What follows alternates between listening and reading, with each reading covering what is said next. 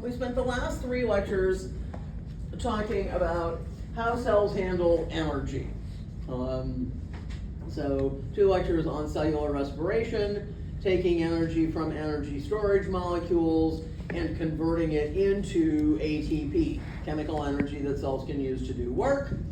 And then we spent last Thursday's lecture thinking about photosynthesis, how some kinds of organisms, not all, can take light energy coming from photons of sunlight and convert that into chemical energy that all of us can then use. So the other topic that we want to talk about in terms of thinking about how cells function is how they handle information. So now we're going to look at some of the other organelles that we met back in lecture 6 that we haven't talked about in the context of thinking about cellular energetics. So today's lecture we're going to be thinking about the issue of storing genetic information and transmitting it to daughter cells. So when a cell divides, each of the 2 resulting daughter cells needs that genetic information about how to do things. And then on Thursday, we're going to think about how cells actually use information.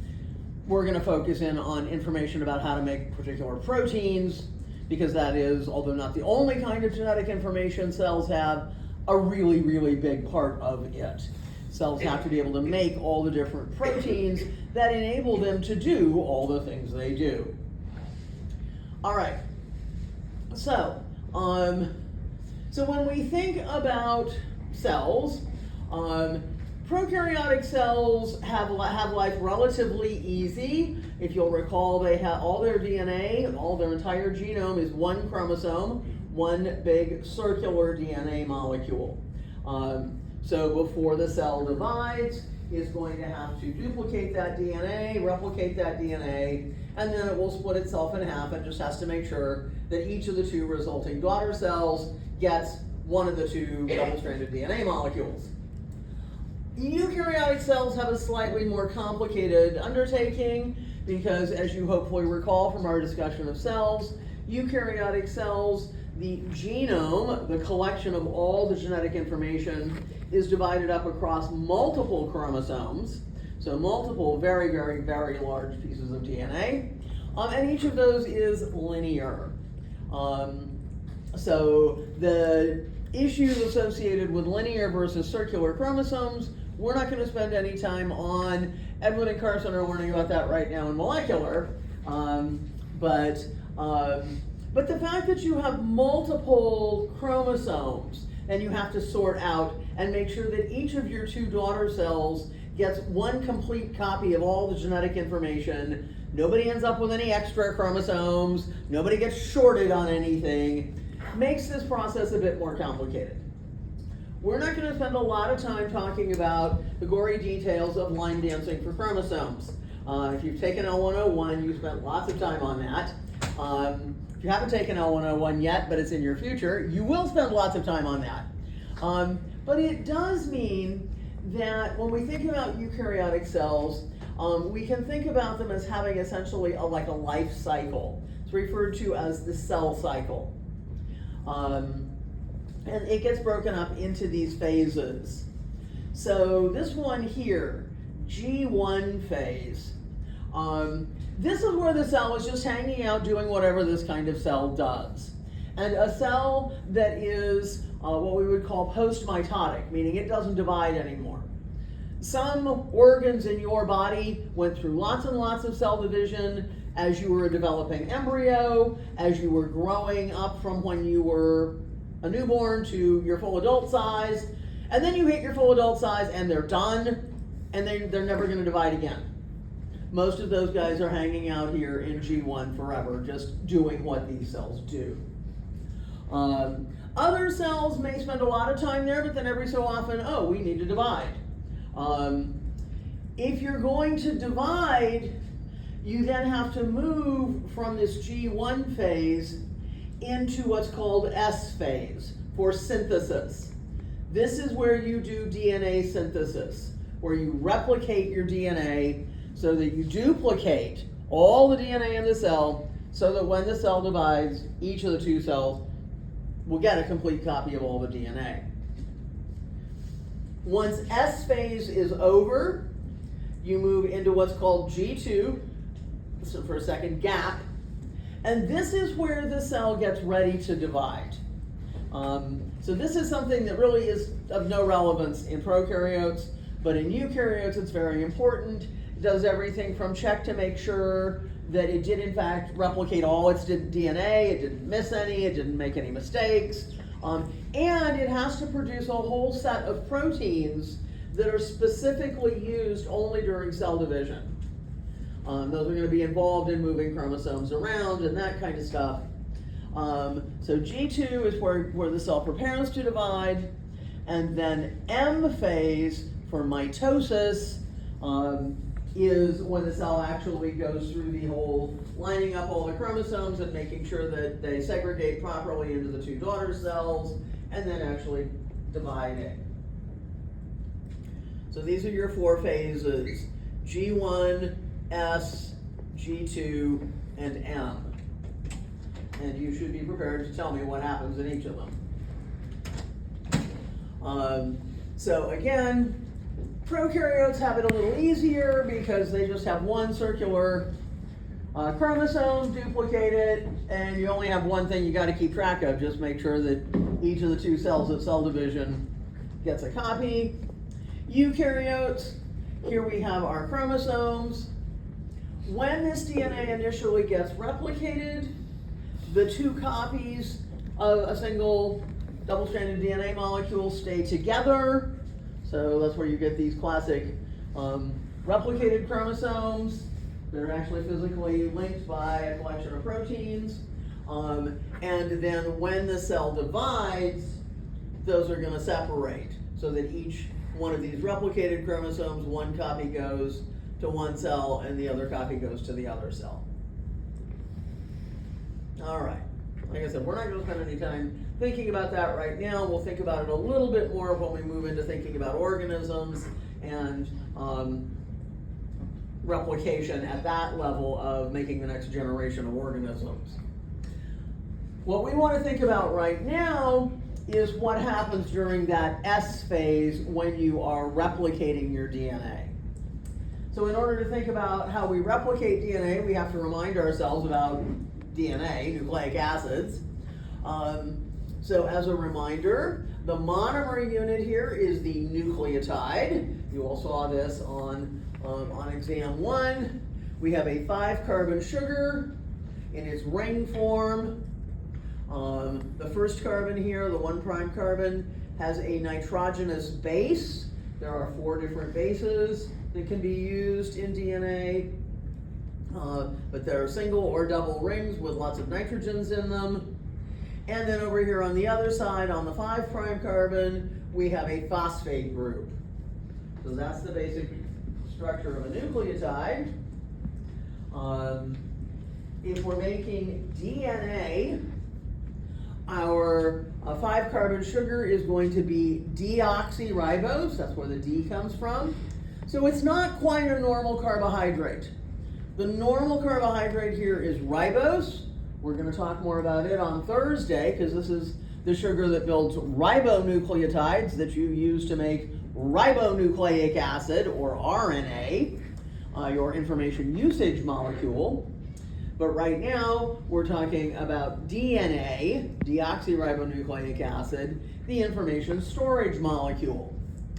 And so it's a little bit different. That carbohydrate is missing an oxygen, hence the deoxy.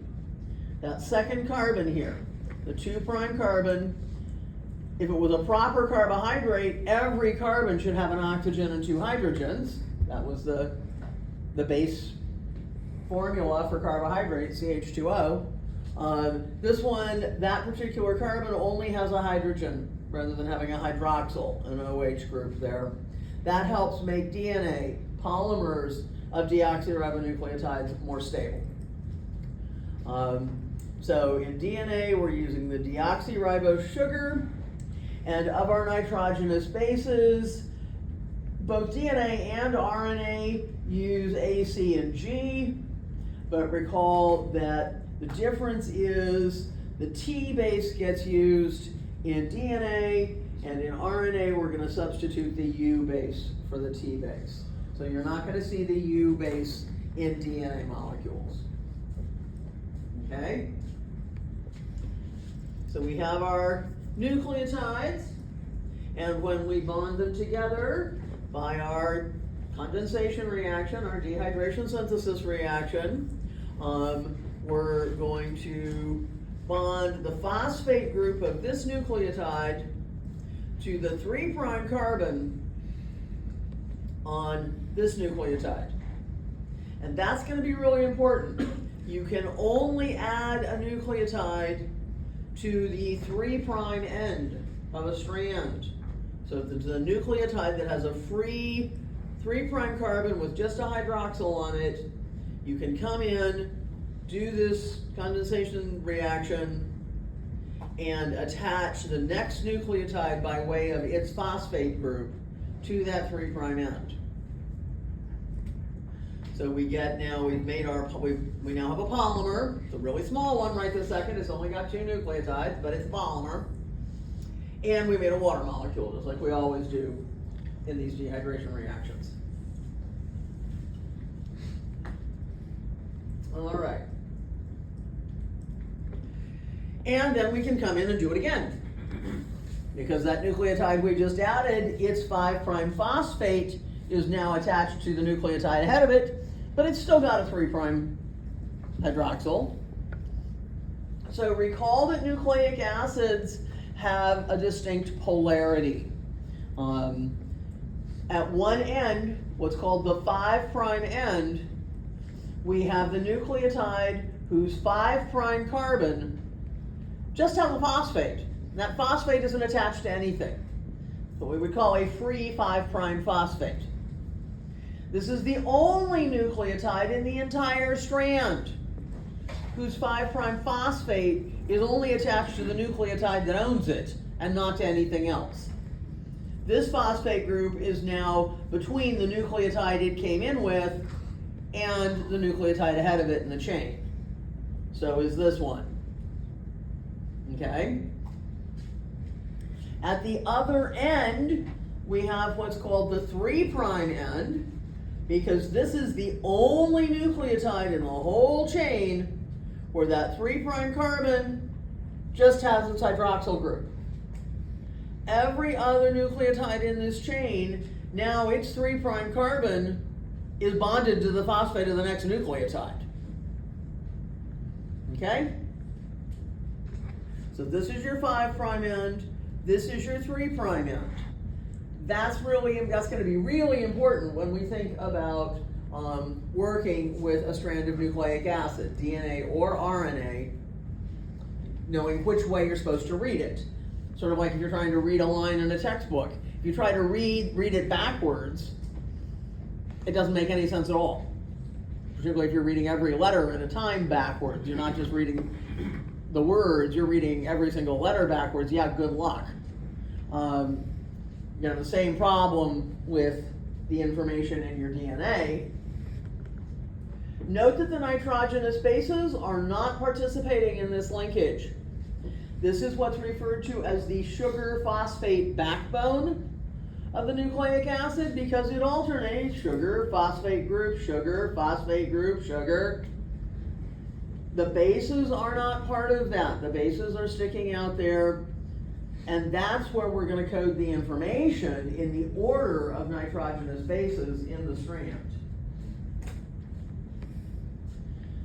So that's a generic nucleic acid, as you hopefully remember from back in lecture 4. In DNA, we normally have 2 of these nucleic acid polymers held together by hydrogen bonds between specific pairs of nitrogenous bases. Because of where the polar groups with the partial charges are on the different nitrogenous bases, you can only form hydrogen bonds between very specific pairs. This is one of those things you have to just memorize, but you've got to know it. A pairs with T, C pairs with G. C can't pair with A or T. C can't pair with another C. C can only pair with G.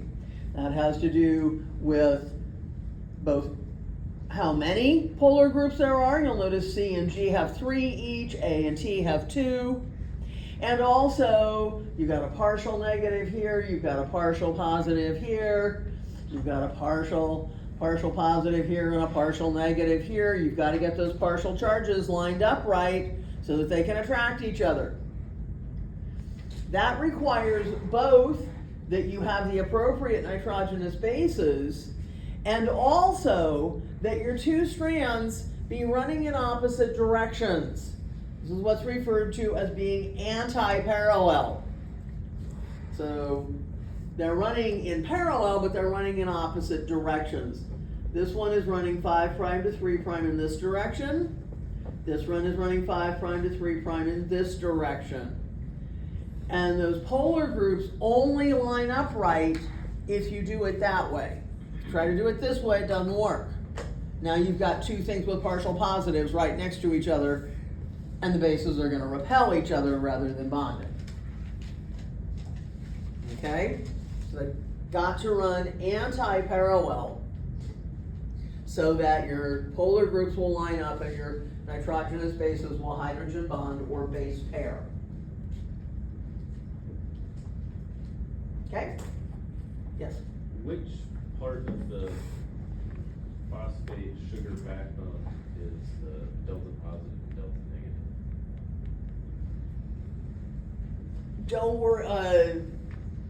Don't worry about the backbone. The backbones, the phosphate groups are negatively charged. It's the nitrogenous bases that have the polar groups. But just when the backbone actually links up, who's the positive and negative? I know that's not part of this, but just want to. Yeah, I'm not even quite understanding your question, and it's not something we need to discuss as a class. Talk to me after class. All right. So when we draw DNA, we usually draw it as 2 parallel lines, but in practice, of course, because of the bond angles, the 2 strands spiral around each other, forming the classic double helix. You've all seen this. It's one of the great iconic images of the 20th century. Okay, everybody remember this? That was kind of a quickie review from lecture 4. All right. So the basic idea behind DNA replication is pretty straightforward. Because we have these absolute base pairing rules, if you have one strand of a DNA molecule, you know what the other strand has to be. So you can take a double-stranded DNA molecule, your original parent DNA molecule that you're going to replicate or duplicate, and you can separate the 2 strands. That only requires breaking hydrogen bonds. Recall that hydrogen bonds aren't very strong. They're pretty easy to break. So we can separate the 2 strands.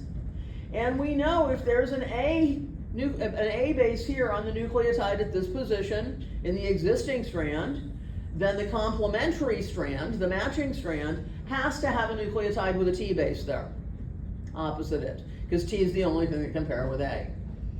And if my parental strand has a nucleotide with a C base, then the complementary or matching strand that we're building has to have a nucleotide with a G base there. Okay? So that's the basic idea on how we're going to do DNA replication.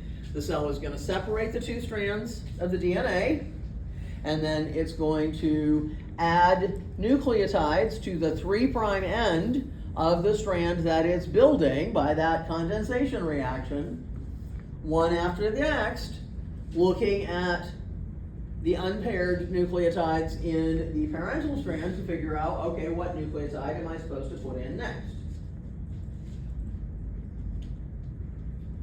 So when we think about this, some terminology here, the pre-existing DNA that we're using as our template, our guide for how to build a new strand, is referred to as the parental DNA. Newly made DNA is referred to as the daughter strands. And right here where we're separating the two parental strands so that each of those two strands can be used as template to build a new daughter strand. This is referred to as the replication fork, like the fork in the road, except it's the fork in the DNA. Okay? So the basic idea here is pretty straightforward.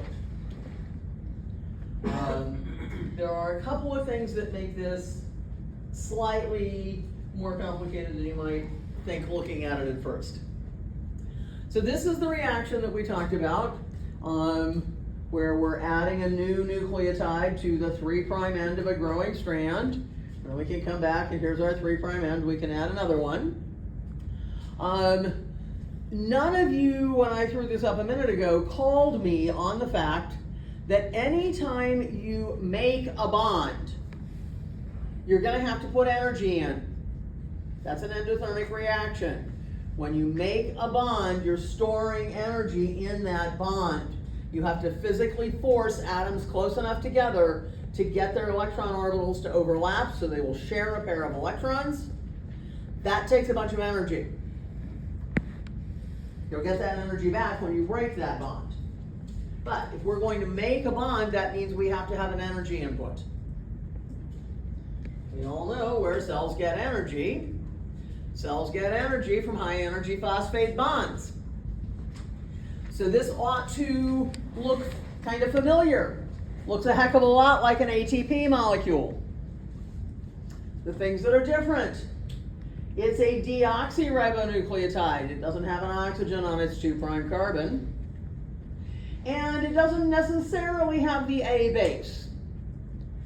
This is a generic deoxyribonucleotide triphosphate. So, unlike ATP, we're not limited to just the A base. We have this is all the bases, all the nucleotides come in this form.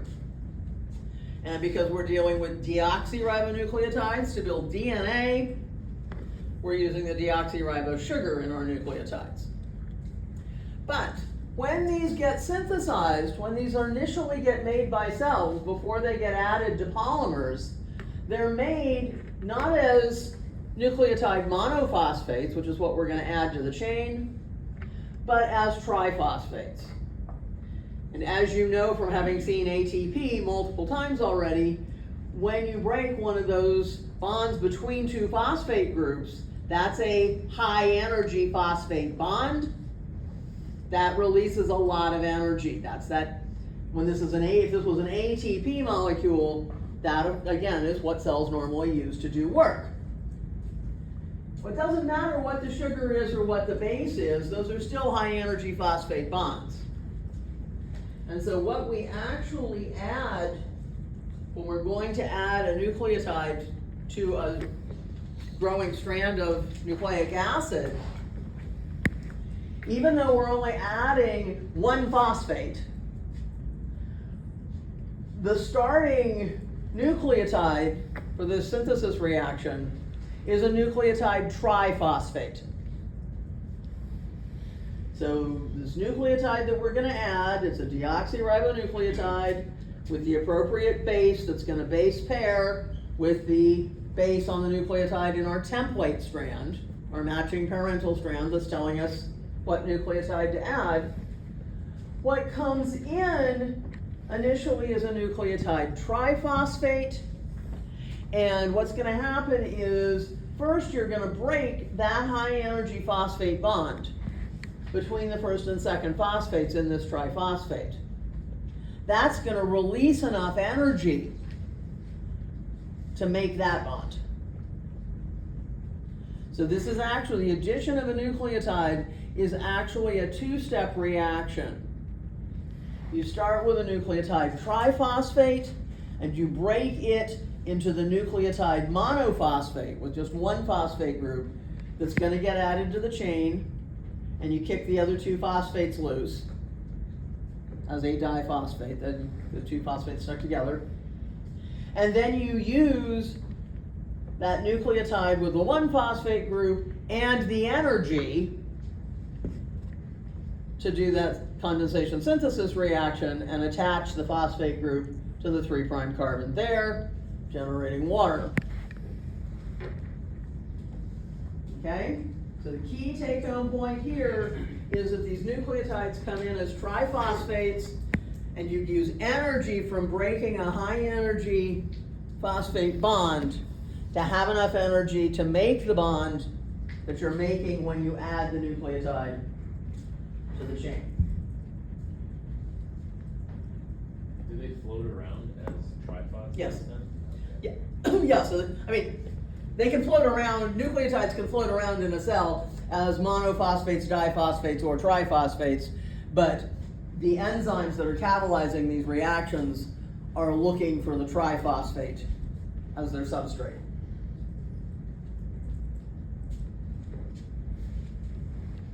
Okay?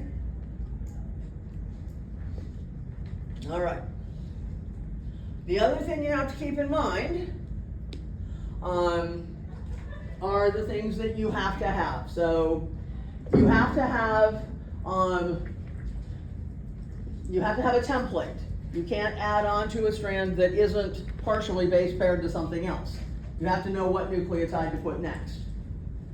The enzymes that catalyze these reactions do not just randomly slap any nucleotide they find onto the end of a growing strand. These enzymes, I may as well go ahead and introduce this concept right now, are called DNA polymerases. A polymerase because it makes a polymer. DNA polymerase because the specific polymer we're making here is DNA. So this box here says the DNA polymerase is not active if it's just got a single strand. Yeah, it's got an end that it could add on to, but it has no clue what to add because it doesn't have a template. Here we've got DNA that's completely double-stranded. This has the same problem. Now we've got two 3' ends that we could add on to, but neither of them has a template that says what should go next. This DNA looks like it's finished. We don't need to replicate it. It's done. The whole thing is double-stranded. Okay, here's what we have to have. There's our 3' end of our growing strand. And here's an unpaired nucleotide in the template strand, so we know what nucleotide with what base goes next. That's what we have to be able to do this. Okay? So remember, we can only add nucleotides to the 3' end of a strand, and we have to have a template that tells us what nucleotide to add.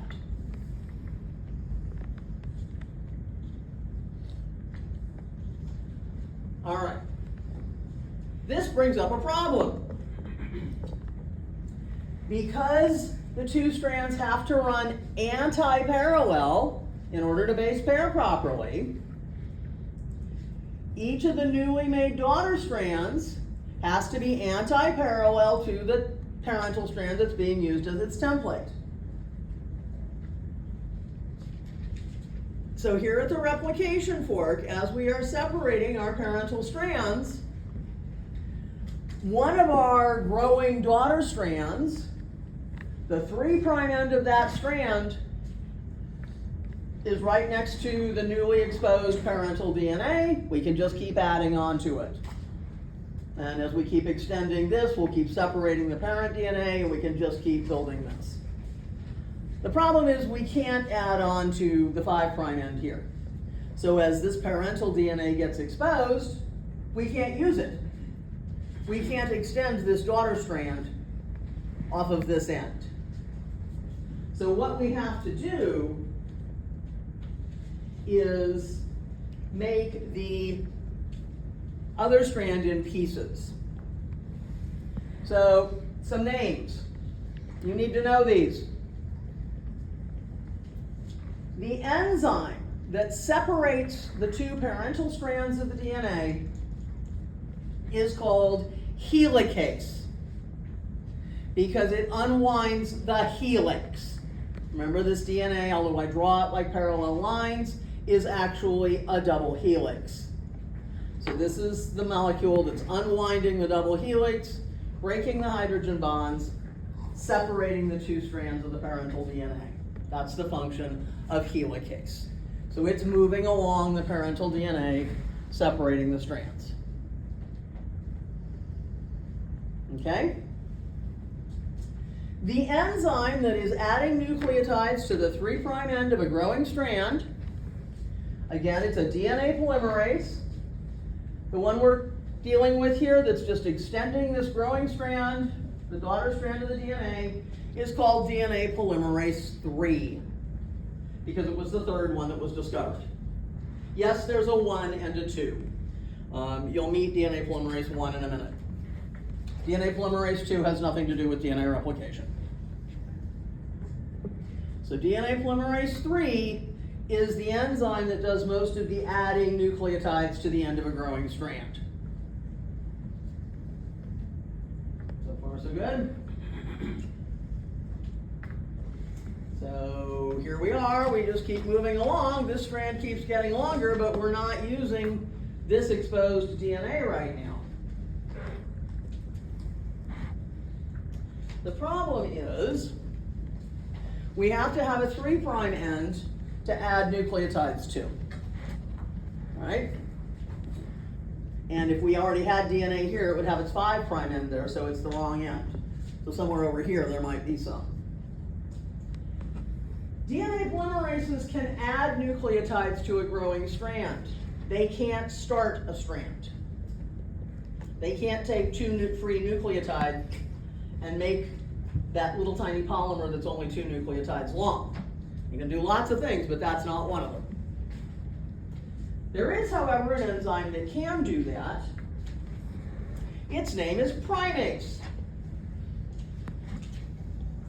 Primase gets its name because it makes primers.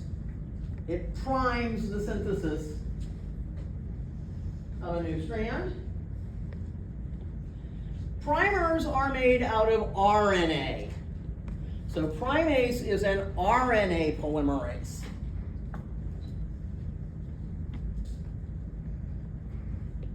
So RNA polymerases, unlike DNA polymerases, they can do what's called strand initiation.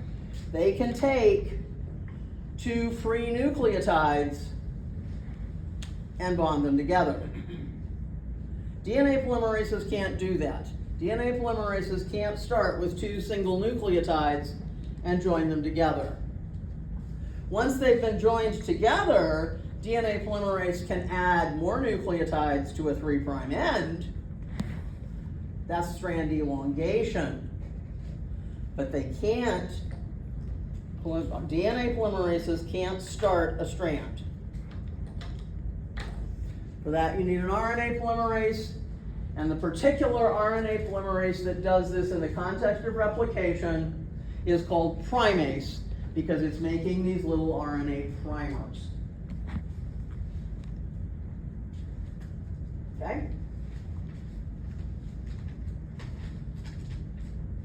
Once primase has made a primer, now we have a 3' end, base paired to a template.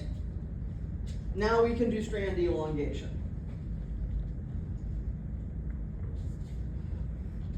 Okay? So once primase makes our primer, now DNA polymerase 3 can come in and do strand elongation.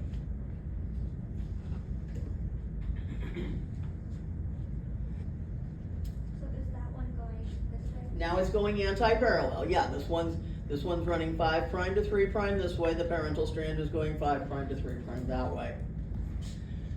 This parental strand is going 5' to 3' this way, so this daughter strand is going 5' to 3' anti-parallel.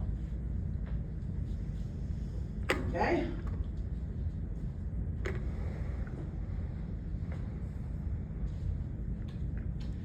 So once we have that 3' end made from the little primer made by primase, now our DNA polymerase can do strand elongation, adding deoxyribonucleotides to that 3' end, building a new daughter strand.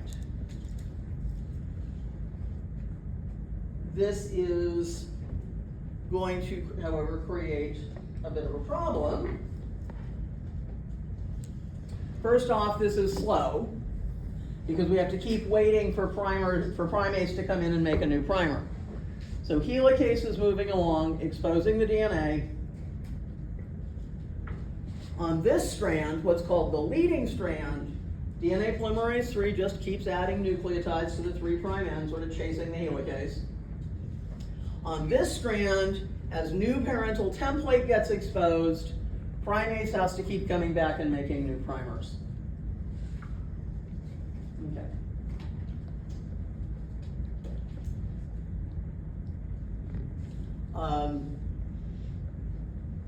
So you can see a problem coming, though, that we're going to run into the previous strand. All right, I'm sorry, I am not doing well today. I'm going to have to excuse myself for just a moment. I will be right back. I thought I could make it through this whole lecture, but I was wrong.